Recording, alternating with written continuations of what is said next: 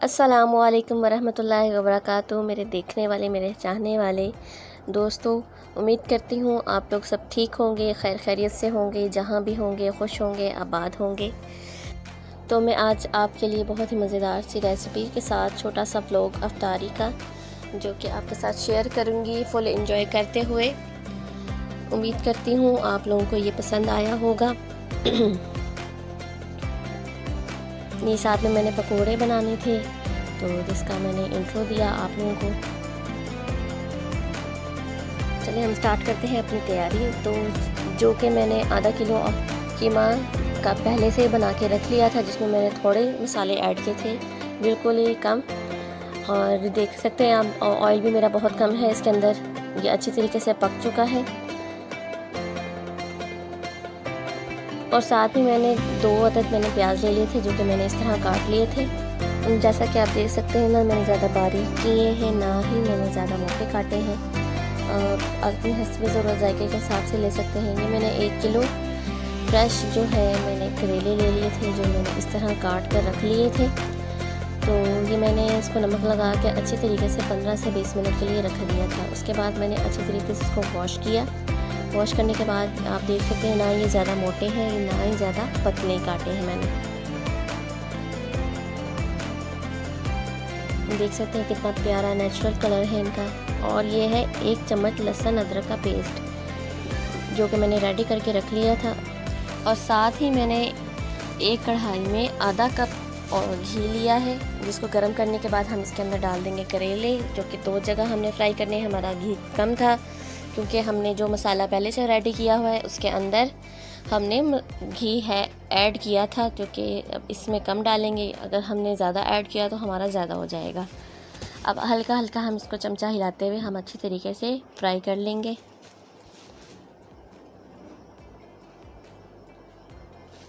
इसी तरह हमने जो 2 जगह डिवाइड किए थे करेले, हम फ्राई कर लेंगे। जैसा कि आप देख सकते हैं इस तरह हमने फ्राई कर लेने हैं। बहुत ही मज़ेदार से लुक के साथ तैयार हो चुके हैं। हमने ज़्यादा फ्राई नहीं करना और नॉर्मल ही रखना है। जो हमारा ऑयल बच गया था हम उसी के अंदर फ्राई करेंगे प्याज़ों को। अच्छी तरीके से हम चमचा हिलाते हुए फ्राई करेंगे। और जो मैंने समोसों का सामान फ्रीज़ करके रखा था तो हमने हैंड टू हैंड इसको शेप दे दिया था समोसों की। और ये 2 शामियाँ थी जो मैंने साथ के साथ रख ली, जो हम इसको फ्राई करेंगे। सालन बनाने के बाद हमारे प्याज अच्छी तरीके से फ्राई हो चुके हैं, जो कि हमने जो लहसुन अदरक का पेस्ट है वो इसमें ऐड कर देंगे। अब हम लहसुन अदरक के पेस्ट को अच्छी तरीके से फ्राई करेंगे कलर चेंज होने तक, जैसा कि ये हो चुका है।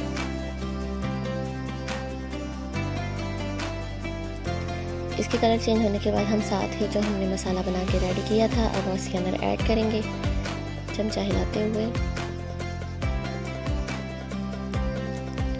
सारा मसाला ऐड करने के बाद हम अच्छी तरीके से इसे फ्राई करेंगे। फ्राई करने के बाद हम इसमें डालेंगे मसाले।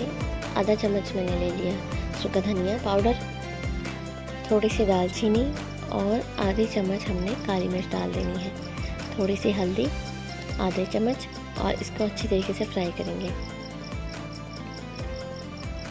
हल्का सा फ्राई करने के बाद हम डालेंगे इसके अंदर 1 चम्मच लाल मिर्च हस्बे जायका।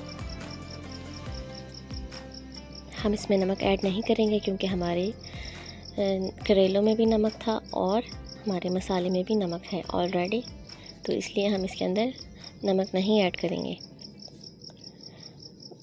अब हम डालेंगे करेले। करेले डालने के बाद हम इसको अच्छी तरीके से फ्राई करेंगे, मतलब कि भूनेंगे।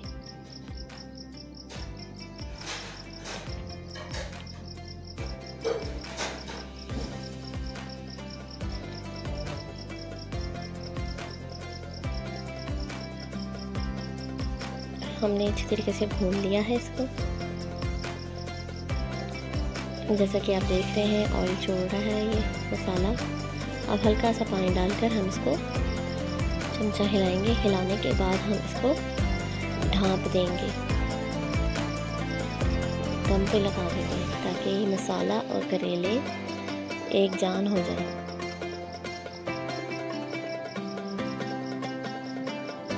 یہ ہم نے جو مسالہ ڈھانپ کر رکھا تھا دم کے لیے، دم دے کر ہم نے دم سے اتار لیا تھا، اور یہاں پر اس کو اچھی طریقے سے ہم فرائی کریں گے. جو اس کے اندر ہم نے ہلکا پھلکا سا جو پانی ہے وہ ہم اس کو ڈرائی کر لیں گے. فرائی کرنے کے بعد ہمارے بن کے تیار ہو جاتی ہے مزیدار سی ڈش قیمہ کریلے. اور ہم نے ساتھ میں ان کا سامان لے لیا تھا. 1 کپ میں نے بیسن لے لیا، اور ساتھ میں ہم نے آدھا کپ دھنیا، 1 عدد پیاز، 2 عدد ہری مرچیں، اور یہ 2 ہی آلو ہیں جو کہ ہم نے اس شیپ میں کاٹ لینے ہیں. اب ہم مکس کریں گے اس میں سب مٹیریل جو ہم نے کاٹ کے رکھا تھا.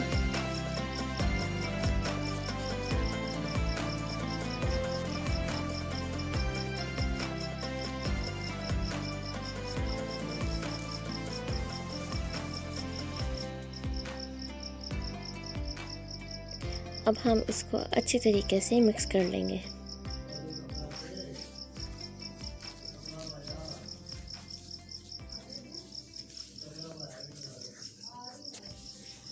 اس کو مکس کرنے کے بعد ہم اس کے اندر ایڈ کریں گے مسالے. آدھا چمچ ہلدی، آدھا چمچ نمک حسب ذائقہ،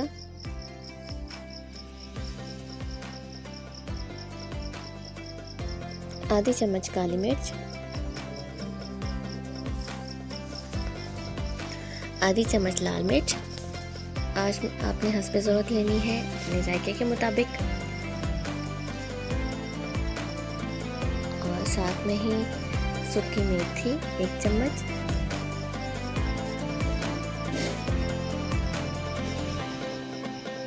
اور 1 چمچ ہم نے لینا ہے زیرہ. اور ساتھ ہی ہم ایڈ کریں گے سوکھا دھنیا، ثابت سوکھا دھنیا، جو کہ مجھے بہت پسند ہے، تھوڑا سا میں نے زیادہ ایڈ کر لیا. اب ہم آہستہ آہستہ اس کے اندر مکس کرنے کے بعد پانی ڈالیں گے آہستہ آہستہ سے، کوئی گٹلی وغیرہ نہ بنے. اگر ایک دم سے آپ پانی ایڈ کر دیں گے تو اس میں گٹلی بھی بن سکتی ہے بیسن کی. تو ہم نے زیادہ ٹھیک نہیں کرنا، نارمل سے ہی رکھنا ہے، جیسا کہ آپ دیکھ سکتے ہیں.